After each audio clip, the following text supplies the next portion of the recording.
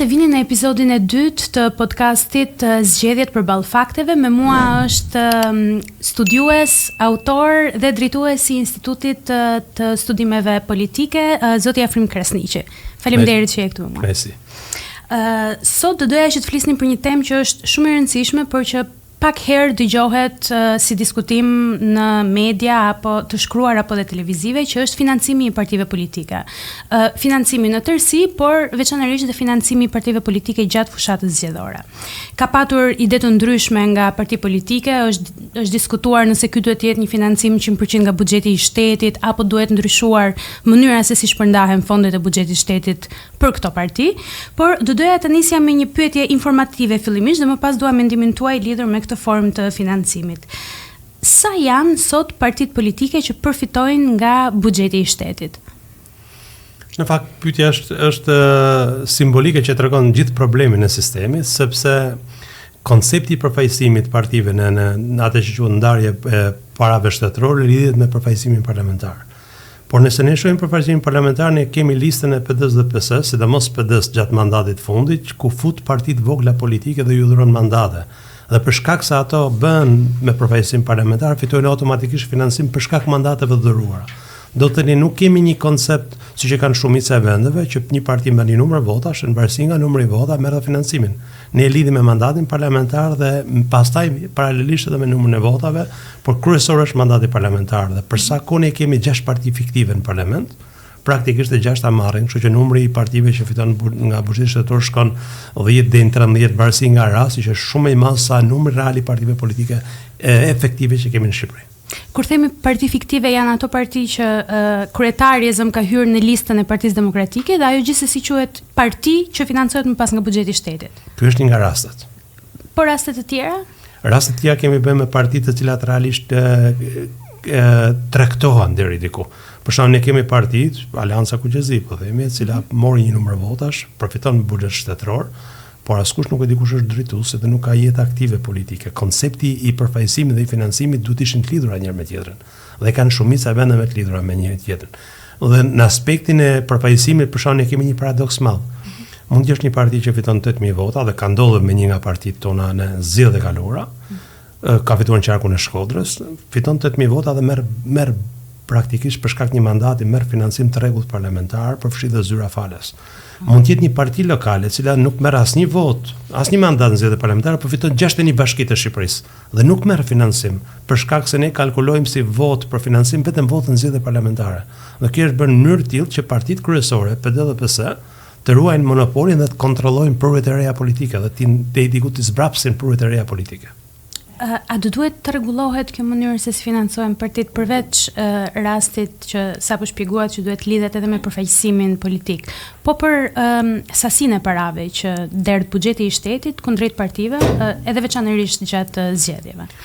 Edhe për ta kuptuar qytetarët, ne kemi disa buxhete që lidhen me zgjedhjet. Për shembull, një prej tyre është buxheti vjetor i KQZ-s. Le të mos harrojmë që KQZ është një strukturë shumë e fryrë në personel dhe është me efektiv me numër punonjësi shumë të madh se zyra e Presidentit të Republikës ose gjykata kushtetuese.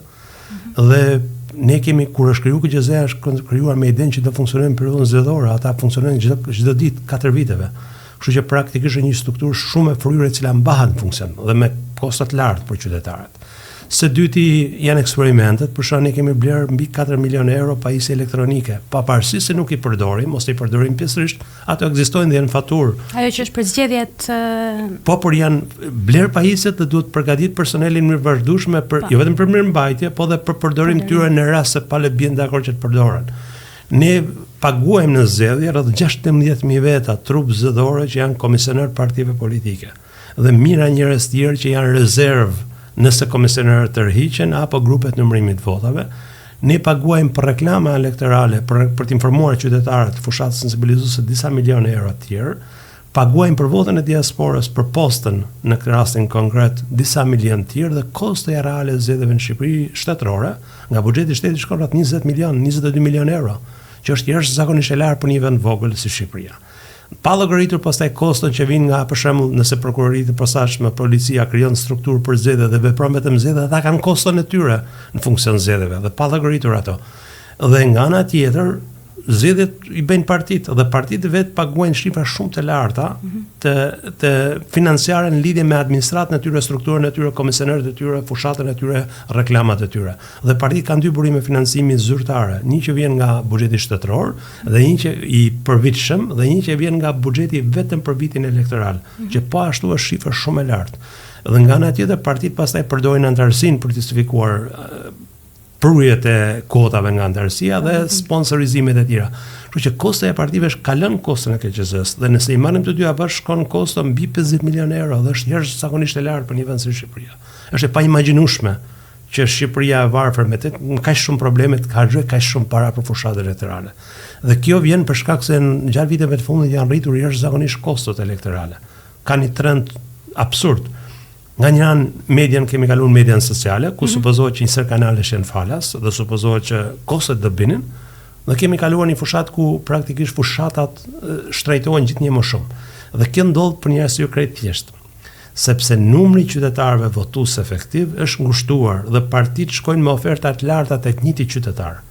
Nëse do kishte një numër të madh qytetarësh, kostot do binin. Për sa kohë palët kërkojnë për bler, për të po themi për t'i marrë në kontratë, në patronazhizëm, apo për t'i bërë atraktiv, jo vetëm bler, të njëjtin grup qytetarësh të pavendosur, kosto është kanë jashtëzakonisht e lartë. Dhe Shqipëria bën një dallim nga vendet e rajonit në tërësi, sepse ne kemi numër shumë të lartë biznesmenëve në politik që kanë hyrë kandidat për deputat. Zakonisht shkon 1/3 e parlamentit dhe prurja e biznesmenëve, jo me konceptin pranimor biznesmenit ku individi ka pasuri dhe ka diçka, por individ që janë krijuar nga politika biznesmen dhe mbijetojnë fal politikës, i bën kostot jashtëzakonisht të larta, të paimagjinueshme, shumë të larta se Kosova, shumë të larta se Maqedonia dhe shumë të larta se Malizi. Dhe përveçsisht gjithë këtyre parave që derdhen dhe që janë një shifër shumë e lartë për numrin e popullsisë që ka Shqipëria, gjithsesi mënyra se si shpërndahen këto fonde i vendos partitë e reja në disavantazh. Ato nuk në fakt ka një mit në këtë pikë, sepse e para buxheti i shtetit është i pamjaftueshëm. Askush nuk bën të fushat vetëm me buxhetin e shtetit. Patjetër. E dyta, partitë e reja politike kanë një nonsens sepse janë partitë krijuar pa votuara dhe ke vështirë edhe një kalkulim matematikor ti përkrahesh me mbështetje financiare për sa ku nuk janë testuara, sepse nëse ne do merrim një vendim që do jepë një kod për atë parti, do krijosh me 10 parti për 24 orë. Patjetër, po disa prej tyre janë testuar në zgjedhje lokale. Kemi raste të zgjedhjeve që vijnë tani, ku disa partitë e reja kanë këshilltar bashkiak, por gjithsesi nuk konsiderohen as pak për të formula më e mirë për pajësimin do kishte qenë bashkimi i votave parlamentare me zgjedhjet lokale dhe ndarjen e mes. Me parimin gjerman, që unë e pëlqej shumë, që parimi gjerman është 1 vot 1 euro. Do thotë që një parti merr vetëm 1 vot në zgjedhje, i jep vetëm 1 euro në buxhetin shtetëror. Dhe anasitës pavarësisht se si funksionon me mandate.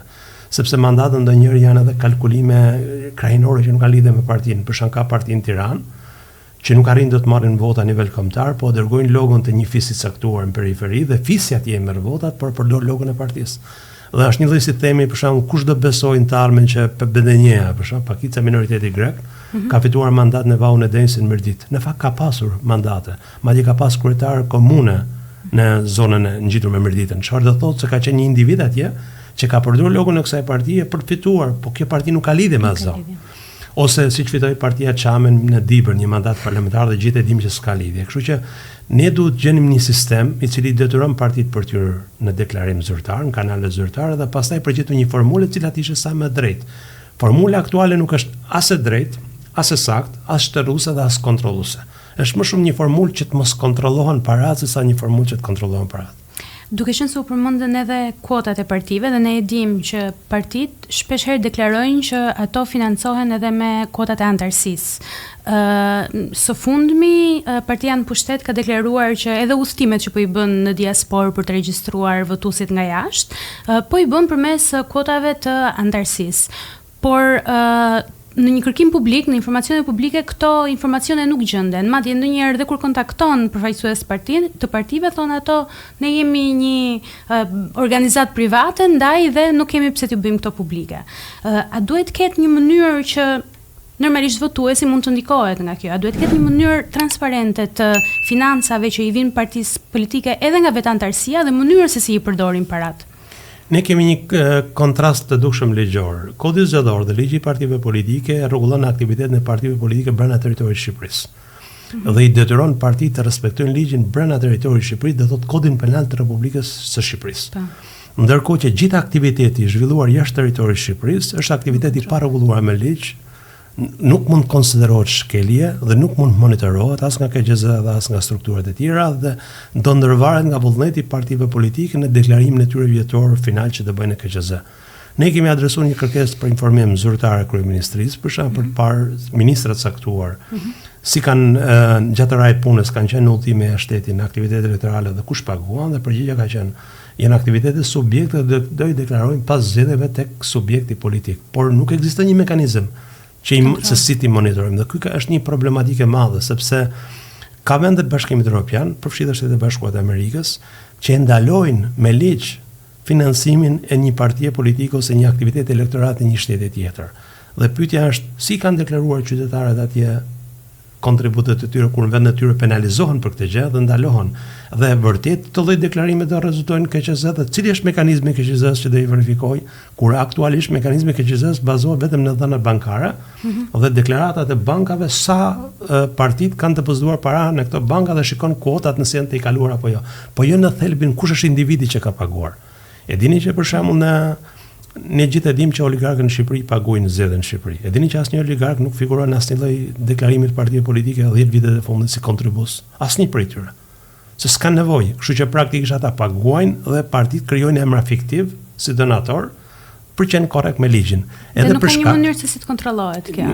Ka mënyrë, por nuk ka vullnet për ta bërë, sepse ne kemi bërë një klauzulë ligjore dhe kemi thënë që entet private të cilat paguajnë për partitë politike përjashtohen 2 vjet nga tendrat publik. Dhe çdo oligark dhe çdo firmë e njohur në Shqipëri nëse deklaron veten një kontribut financiar përjashtohet nga tendrat, kur ata paguajnë për fitu tendra, jo për të përjashtuar nga tendra. Kështu që metoda më e mirë është ata paguajnë dhe partia gjejnë dikë tjetër që zakonisht janë antar partie ose kandidat që marrin përsi për koston e elektorale. Në zgjedhjet e kaluara për shkak pam një nga partitë po i marr PSD-n, që konsiderohet një nga po themi kryetari i partisë konsiderohet një nga njerëzit më të pasur të Shqipërisë. Deklaron 0 kontribute në 0 para të harxhuara në fushat drejtore, ku ne e dim dhe media di çfarë ka ndodhur. Ose po ashtu në zgjedhjet e kaluara ne kemi pasur, për shembull, kemi numëruar në atë kohë patën një qytet 18 aktivitete quheshin bamirëse, dreka dhe darka të shtruar për shkak fesë, me komunitete të caktuara ku biznesmeni kandidati i paguante vetë dhe zyrtarisht në KQZ këto konsiderohen aktivitete humanitare, nuk konsideroheshin kontribute elektorale. Pa përfshirë pastaj ato histori me jalë, histori me ekskursione, histori me koncerte, të gjitha konsiderohen gjitha aktivitete kulturore dhe nuk përfshihen te buxheti i partisë. Te buxheti përfshihen vetëm ato kosto që janë derdhur në numrin e llogarisë që për muajin krejtësisht pa përfillshme. Në totalin përgjithshëm të ligji ndalon reklamat nga media dhe në raportin e KQZ-s rezultojnë disa milionë euro që partitë u kanë borxh stacioneve televizive për shkak se kanë bërë reklam të papaguar, kur kjo ndalohet me ligj. Kështu që janë nëse ka grup të zezë në Shqipëri, lidhet financimi. Pyetja është pse ndodh kjo gjë? E din gjithë të gjë dhe nuk reagon askush. Edhe kush do duhet reagojë? Teknikisht do duhet të trajtohet në nivel parlamentar. Në vitin 2020, PD dhe PSU mbledhën së bashku dhe krijuan atë draftin e punës së reformës. Në atë kohë dhe një nga pikat e fundit ka qenë angazhimi për bërë një ligj të ri për financimin e partive politike dhe fushat elektorale. Dhe u konsiderua si zgjidhja ideale, për siç e kanë bërë edhe vendet e tjera. Sot Shqipëria nuk ka një mekanizëm të tillë ligjor dhe një paketë të tillë ligjore. U mor kapitullit e ligjit partive, u kalu te kodi zgjedhor, por u kalu në mënyrë mekanike pa arritur të krijojë instrumenta. Dhe edhe në turizmin e fundit që ne vëmë, të gjithë palët rënë dakord që duhet bërë ligji i ri i partive politike, financimit fushat elektorale dhe partive politike, sepse mund të jenë kandidat pavarur në zgjedhje, vetëm parti politike. Dhe pa bërë këtë ne nuk kemi rregulluar asgjë. Ditën që ne ta bëjmë këtë, ne jemi detyruar të zbatojmë direktivat e Bashkimit Evropian. Dhe kërkesat e, po themi, programit Greco dhe të elementeve të tjera që detyrimet të tjera ndërkombëtare të Shqipërisë. Po për ta bërë këtë është praktikisht partitë të pranojnë që të ketë transparencë plot. Dhe ditën që partitë pranojnë të ketë transparencë plot, ato nuk do përballojnë dot fushat elektorale. Nuk do përballojnë dot kostot, kështu që ndërtuar ndryshojnë qasje. Partitë kanë rënë dakord të shtyjmë sa më shumë reformën dhe të ruajnë të njëjtën qasje, duke mbajtur me konceptin që deri diku në këndvështrimin e tyre kanë drejt, zgjedhjet bëhen për kandidat, zgjedhjet bëhen për programe dhe që të bindën qytetarin duhen para e madhe për të shkuar të qytetarit për këtë gjë. Patjetër, por kjo para e madhe mund të vinë në mënyrë të organizuar. Domethënë, ne po presim që vetë partitë politike të ndryshojnë ligjin për të kontrolluar mënyrën se si financohen. Normalisht nuk i intereson dhe duan të shtyjnë sa më shumë. Por me ligjet aktuale, a ka një mënyrë se si ky presion të vi nga jashtë? Kam parasysh task forca që mund të krijohen, kam parasysh edhe monitorimet që bëjnë shoqatat e shoqërisë civile. Unë po i them një mekanizëm që ne e kemi ende në ligj dhe mund ta përdorim, për shembull për financimin nga grupe kriminale. Ne kemi praktikat e kaluara që kur ka rezultuar një akt, një deputet ose një politikan i përfshirë në grupe kriminale ose dekriminalizim, ne është larguar mandati, i është hequr mandati dhe është zëvendësuar nga personi pasues. Propozimi ynë ka qenë tjetër. Ka qenë që partia politike e cila zbulohet në këtë rast ta humbas mandatin përgjithmonë. Nëse partia humbet mandatin, do të detyruar të mendoj mirë për kandidaturat. Me bazën aktuale ligjore ne nuk e kemi këtë gjë. SPAK-u ka bërë, po themi, një platformë mirë që mendoj që është pozitive dhe është e modelit Kosovës, e cila ka funksionuar në Kosovë. Sipas cilës do duhet vepruar menjëherë kur ndodh shkelja, por dobësia e kësaj strukture është përqendruar në ditët e fushatës elektorale, 30 ditë të fushatës, kur praktikisht fushata ka nisur 4 muaj përpara.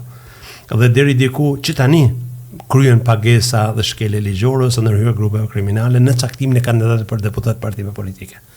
Kështu që edhe SPAK-u vetëm nuk mund ta përballojë nëse nuk ka një bashkëpunim me policinë e shtetit dhe me organet e tjera që janë ligjzbatuese në ato kundër pastrimit parave. Të dy këtë strukturat e fundit varen nga ekzekutivi. Po.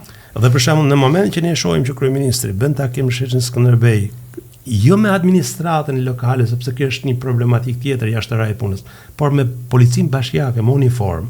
Mesazhi është që policia i shërben qeverisë dhe i shërben fushatës elektorale dhe kush prej atyre policëve ka aftësinë, kurajën dhe integritetin bëj denoncim publik për subjektin e vetë dhe kryeministrin për shkelje ligji kur ata vetë detyrohen me uniformën e punës të dalin miting partijak.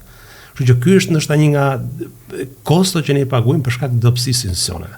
Së dyti, unë do kisha pritur që gjykata kushtetuese të bënte një interpretim shterrues të nenit 9 kushtetues, i cili thotë, financat e partive janë kurdoherë publike. Fjala kurdoherë nuk lën negociata. Dhe fakti që ne kemi ratu kushtetutën 98 dhe deri sot nuk kanë qenë asnjëherë publike, gjykata kushtetuese mund të bënte një interpretim. Faktikisht, një organizatë shoqërisë civile ka dërguar kërkesën për informacion për financimin e partive politike deri në gjykatën e lartë dhe deri tani është refuzuar nga gjitha nivelet gjyqësore, me argumentin kryesor që shoqëria civile nuk legjitimohet në drejtën për të kërkuar informacion për financim. Po nëse organet nuk e bëjnë detyrën, nëse SPAK-u dhe organet e drejtësisë nuk lejohen të hetojnë brenda partisë, siç u tha, survejojnë partitë, nëse KQZ-ja nuk e bën, nëse shoqëria civile nuk lejohet për ta bërë, kush duhet ta bëjë? Dhe kështu që mendoj që problemi kryesor nis nga lart. Dhe e thanë në mënyrë simbolike, për sa koni nuk e dim kush janë pronarët e këtyre kullave të mëdha që po zënë hapësirën e Tiranës. E imagjino pastaj sa vështirë për shkuar për gjetur kush janë ata që paguajnë underground listën e kandidatëve dhe fushatën elektorale, sepse pagesat kryesore bëhen për mandatet parlamentare, jo thjesht për fushatat elektorale. Edhe një pyetje lidhur me monitorimin që normalisht e bën Komisioni Qendror i Zgjedhjeve dhe ashtu siç e përmendë pak më parë, auditimi ose më saktë rezultatet e financave që janë përdorur në zgjedhje elektorale dalin të paktën 6 muaj pas mbajtjes së zgjedhjeve. Nuk po pyes sa efektive është kjo, sepse për logjik askush nuk mund ta përdori këtë informacion që është post factum, ka mbaruar gjithçka dhe thjesht dalin disa raporte. Por a ka një shembull që mund ta marrim nga një vend tjetër që mund të bëhet më mirë ky kontroll i financave gjatë fushatës elektorale? E para dhe e dyta, a do duhej dhe të rikonceptojë mënyra e gjobitjes së partive, sepse shpeshherë kemi parë që ato shkelin ligjin për sasinë e financimit, për shembull, që i lejohet, dhe gjithsesi gjoba e vendosur është krejt e përballueshme lehtësisht nga partitë politike, gjë që mund t'i shtyjë që të preferojnë më mirë të paguajnë gjobën sesa të përmbahen ligjeve. Kur ne ndërtuam atë që quhet kuadri ligjor për KQZ-n, praktikisht u fut koncepti i auditëve pavarur, po është një koncept që rezultoi një fiasko e madhe dhe një procedurë formale pa efekt sepse bazohet e para me deklarimin formal të partive politike në dokumentacion, e dyta është shumë i vonuar dhe e treta nuk shpërblehet. Individet, po themi, paguhen nga subjekti që kontrollon. Dhe kjo është paradoks i madh. Në zgjedhjet e kaluara ne sot një rast tipik. Në raportimet e KGZ-s ishte penalizuar një kryetar i një partie politike që nuk është gjetur me telefon, nuk është gjetur me email, nuk ka kontaktuar dhe nuk i ka kthyer përgjigje KGZ-s. Dhe për këtë arsye KGZ-ja konsideronte si të lajmëruar, por që nuk reagon, refuzues dhe si tillë gjobiste. Në fakt kryetari i partisë për cilën bëhet fjalë kishte vdekur para 7 vjetësh. Dhe për sa kohë KGZ-ja duke e njohur se është person publik, ka qenë deputet në Parlamentin e Shqipërisë. Për sa kohë individi nuk ekziston në këtë botë. Dhe KGZ-ja thotë i dërgova email në telefon dhe adresë dhe nuk më përgjigj që unë gjobis, mjafto ky detaj për treguar sa fiktiv, sa qesharak dhe sa fys është sistemi i bazuar në Komisionin Qendror Zgjedhje aktualisht. Problematika tjetër po në KGZ është se një nga dobësitë kryesore është kur u miratu kodi zgjedhor dhe nëse norma të reja nuk u ra dakord për kuptimin e fjalëve. Ligji duhet kishte një komentar ligjor, të cilën gjithë juristët ta interpretonin në të njëjtin normë. Në fakt ne kemi parë që të njëjtat dispozita interpretohen krejt ndryshe nga komisioneri, krejt ndryshe nga KAOS-i, krejt ndryshe nga kolegji zgjedhor. Do thotë 3 palë juristësh e interpretojnë të njëjtin ligj të shkruar shqip në 3 forma të ndryshme dhe rrallë ndodh që njëjti vendim të po themi të ratifikohet, të marrë miratimin në 3 nivele, duke mos krijuar standarde. Kosova ka zgjidhur këtë gjë për shkak. Kosova ka një strukturë ligjore e cila e ka zgjidhur dhe ka bërë një sim të terminologjisë dhe takteve dhe prandaj ka dhe më të lehtë. Së dyti, ne nuk parashikojmë gjoba për ligjërimin publik, për fyrjet, për sharjet, për denigrimin, për fushatën negative.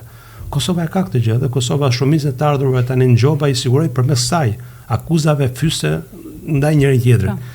Në Shqipëri kjo nuk konsiderohet normë për shkak sepse KQZ-ja ka një parim sipas cilit nuk mund të interpretojmë deklaratën e kryetarëve të partive politike, ata janë përgjegjës vetë dhe qytetarët i gjykojnë nëse ata gabojnë apo jo. Dhe kjo ka krijuar pastaj një hendek madh sepse sharësit më ndaj në Shqipëri dhe denigruesit më ndaj në Shqipëri janë liderit kryesor politik dhe militantët nga pas njekun po ashtu gjuhën e tyre. Dhe elementi tjetër pastaj lidhet me thellësinë e hetimit që mund të ndodhë në KQZ. KQZ-ja për shkak praktikës pune, për shkak të zgjedhjeve parakohshme, ankimime me tjerë, i gjykon çështje pas 12 muajsh. Dhe për sa kohë i gjykon në një distancë kohore që kanë humbur lidhje me realitetin, nuk përbën me as lajm dhe asnjë nga subjektet nuk e merr në konsiderat. Kur pati tani për shembull 2-3 raste shkelje dhe penaliteti ishte aq qesharake sa kostoja e qytetarit që vinte nga rreth e largë në Tiranë për të marrë pjesë 3 seanca plenare ishte më e lartë se sa kostoja e gjobës që ai duhet pagunte për shkeljen e ligjit. Kështu që është ndërlidhur, si mund bëhet zgjidhja? Zgjidhja bëhej e para subjekti politik që shkel ligjin humbet drejt në regjistrimin e zgjedhjeve radhës, ose humbet mandat parlamentar. Dhe kjo dhe verifikimi bëhej më një herë. Për ta bërë këtë mundur ne i morëm në atë kohë para disa vitesh, i morëm 3 partitë kryesore dhe me një grup të shoqërisë civile shkuam në Estoni, i cili është vendi më kampion për transparencën elektorale. Dhe në Estoni çdo parti politike i deklaronte online antarët e vet, ku çdo njeri mund të shikojë nga qytetarët dhe kostot elektorale dhe pagesat që çdo antar bën kohë nga vullneti i tyre. Nga vullneti i tyre dhe që shoqëria pranonte. Dhe kur ne ja tham te partive politike, ja si funksionon Estonia, e cila ka ndërtuar e Albanian, ata e kanë ndërtuar. Le të vazhdojmë në këtë drejtim, të gjithë reagojnë kundër, sepse me argumentin tipik shqiptar nuk dua që partia tjetër të marrë vesh se kush është antari i partisë time, sepse nëse unë jam opozit, partia në fuqi më dërgon një herë policinë për ta kontrolluar atë që jep kontribute financiare. Dhe që këtu kuptohet që hendeku që na ndan ne me BE nuk është një hendek çështjesh negociatash, po është hendek kulturor, hendek i konceptit për demokracinë dhe i konceptit të shtetit drejtës dhe kërkon shumë kohë për të maturuar dhe për të krijuar e para elitë qytetare dhe pastaj qytetar demokrat me formim demokratik që të kuptojnë edhe elitën dhe ta gjykojnë atë. Një pyetje të fundit, nëse do zgjidhet një që është problemi më i menjëhershëm që duhet rregulluar lidhur me financimin e partive politike, kush do ishte? Mendoj problemi themelor i Shqipërisë dhe i papranueshëm është financimi nga grupet kriminale. Domthonë nëse ka gjë të zhvillim më të turpshëm që shkatron sistemin është ky lloj financimi, sepse grupet kriminale na ka rezultuar që duke financuar kandidat për deputet dhe kanë më shumë se shoqëria civile kandidat për deputet në listat e partive në vendet e sigurta, ata kontrollojnë pasuritë publike, kontrollojnë vendimarrjen, ligjet e porositura në parlament, kontrollojnë drejtësinë në Shqipëri për shkak se drejtësia zgjidhet nga parlamenti dhe ushtrojnë ndikim paligjshëm në gjitha sferat e jetës publike. Dhe kjo është e paimagjinueshme për Shqipërinë në vitin 2025, është një borxh i madh që kjo elit politike ja ka shoqërisë dhe është një jo vetëm një hendek, po është ndoshta dokumenti më kritik që Shqipëria përballet sot në raport me partnerët ndërkombëtar. Ne jemi vetëm vend nga 180 sa vendet e botës që ka futur në kushtetut nenin që individet kriminal nuk mund të jenë kandidat për deputat, duke supozuar që çdo vend serioz individ till nuk i vendos. Dhe që kur vendos dekriminalizimin, ne kemi kaluar në formë tjetër. Individet kriminal dërgojnë antar familjes tyre në listën e deputetëve ose delegojnë njerëz të tyre në listat e saktura. Ata nuk i dërgojnë me parti të reja ose me kandidat pavarur, se ai do ishte shumë më ndershme nga natyra, por i dërgojnë të 2 parti të mëdha politike, të 3 parti të mëdha politike dhe arrin të blejnë liderit politik për të siguruar pasaj mandate. Dhe fakti që liderit tanë politik janë aq të brisht, sa bien peng i pazareve tilla është pengmarrja e demokracisë dhe është tregues i nivelit lartë korrupsionit vertikal që ka hyrë në shoqërinë shqiptare. Kështu që ndalimi i burimeve, financimi nga grupe kriminale, i financimit për mandate në vendet e sigurta dhe financimit elektoral do ishte ndoshta ndryshimi më i madh që do ndodhë në Shqipëri. Dhe nëse ne ja tham spakut edhe në takimin e fundit, mjafton të kapni një shembull ose 2 shembuj dhe do jep një efekt parandalues të gjithë tjerat, se do matën mirë. Por deri tani nuk është kapur askush. Kur në Shkodër çdo njeri e di kush paguan, në Dibër e di çdo njeri kush paguan, në Elbasan Cerrik e di çdo njeri kush paguan, në periferinë e Tiranës e di kush paguan, në Vlorë e di kush paguan, në Durrës e di kush paguan. Dhe duke i njohur të gjithë këta individ është habitshme që shoqëria i di, media i di, të vetmi që nuk i di janë kryetarët e partive politike dhe organet ligjzbatuese në Shqipëri. Të falenderoj shumë për kohën. Nësi.